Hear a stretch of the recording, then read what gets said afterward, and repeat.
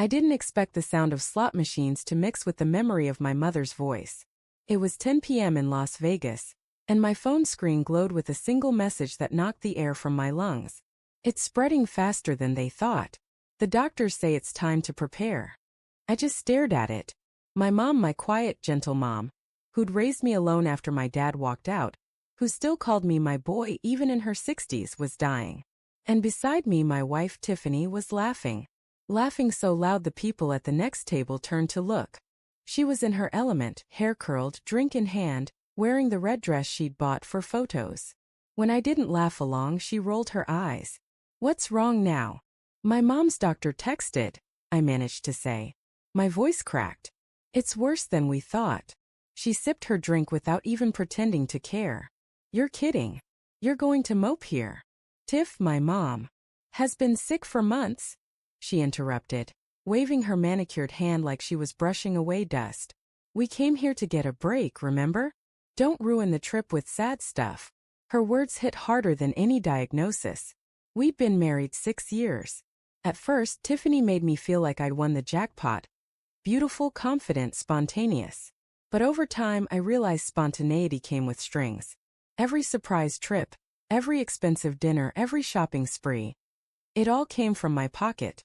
I worked overtime at the accounting firm while she posted #couplegoals pictures online. Still, I loved her. Foolishly, deeply. But that night in Vegas, as neon lights blurred through my tears, something inside me shifted. "I need to fly home," I said quietly. Tiffany slammed her drink down, splashing red across the white tablecloth. "Are you serious? We're only here 2 more nights. You can't just leave. My mom might not make it that long." Her lip curled. "God, you're so dramatic." She stood, grabbed her purse and hissed, "You always find a way to make everything about you." Then she walked away, her heels clicking like gunshots on the marble floor. I went up to the hotel room, locked myself in the bathroom and called my sister Claire. She answered in tears. "She's asking for you, Daniel," she said between sobs. "She keeps saying your name." "I'll book the next flight," I whispered. Through the thin bathroom door, I heard laughter, Tiffany's laughter, and a man's voice. I froze. It wasn't a movie or TV. The sound was too real, too close. Slowly, I opened the door. The lights were dim, the curtains drawn. I saw shadows, 2 bodies on the balcony. She was smoking, leaning in close to a man in a suit. His hand rested on her lower back. My first thought wasn't even anger. It was disbelief. Not now. Not when my mother is dying. I stepped closer. She turned startled, then smirked. "Oh, don't look so heartbroken," she said, flicking ash over the railing. "It's just business. He's a promoter."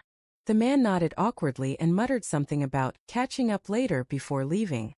But the way she looked at him, the same way she used to look at me, told me everything I needed to know. That night, while I packed my suitcase, Tiffany lounged on the bed scrolling through her phone. "You're really leaving?" she asked, not even glancing up. "I told you. My mom's dying." "Yeah, but Vegas, Daniel. You can't just walk out on a trip we paid for. It's selfish." I stared at her, numb. "Selfish?" She finally looked at me then, her expression sharp.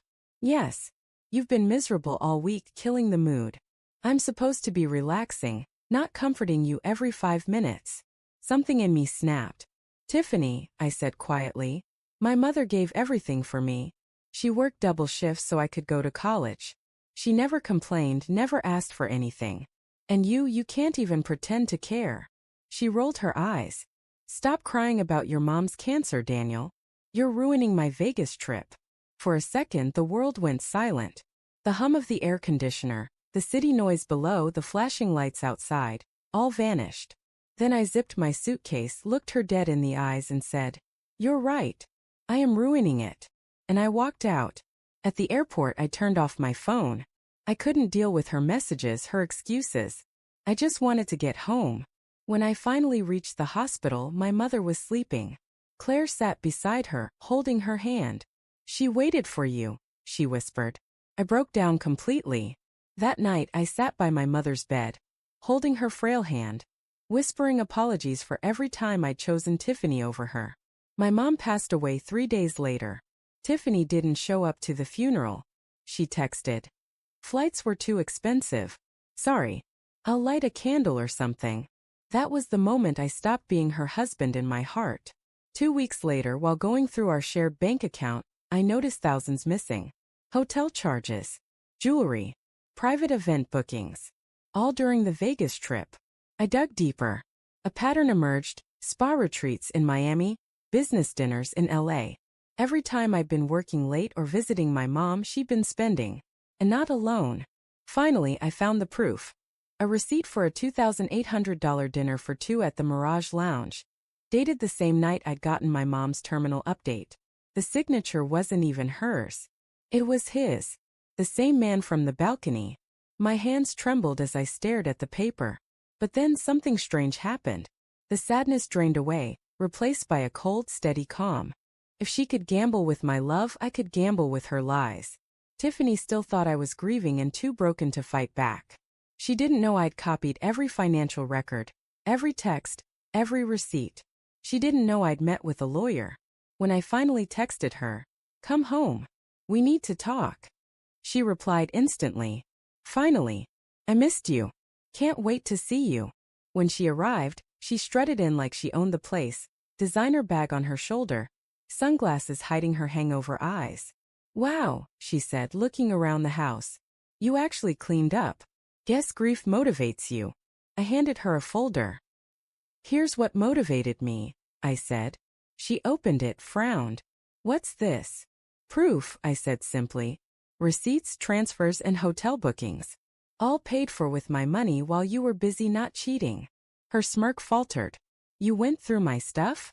"I went through our joint account," I corrected. "And now it's no longer joint. I've frozen it." She crossed her arms. "You can't just."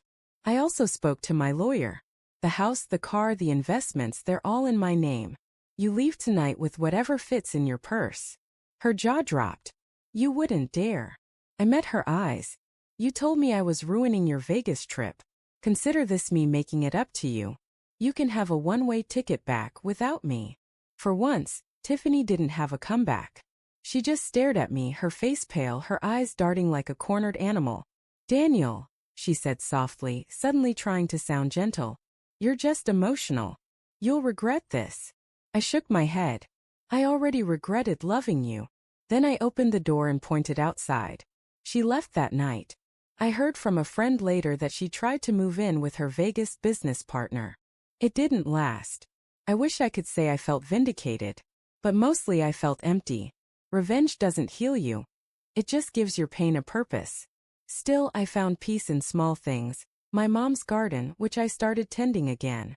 The smell of her favorite tea. The sound of silence where Tiffany's constant demands used to be. One day, I found an old letter my mom had written me when I left for college. "Don't waste your love on someone who treats it like currency. The right person won't ask you to pay for their happiness.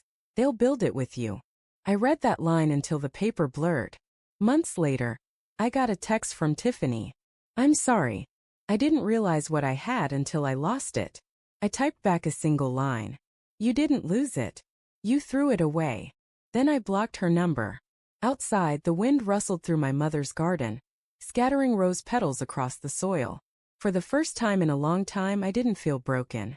Just free.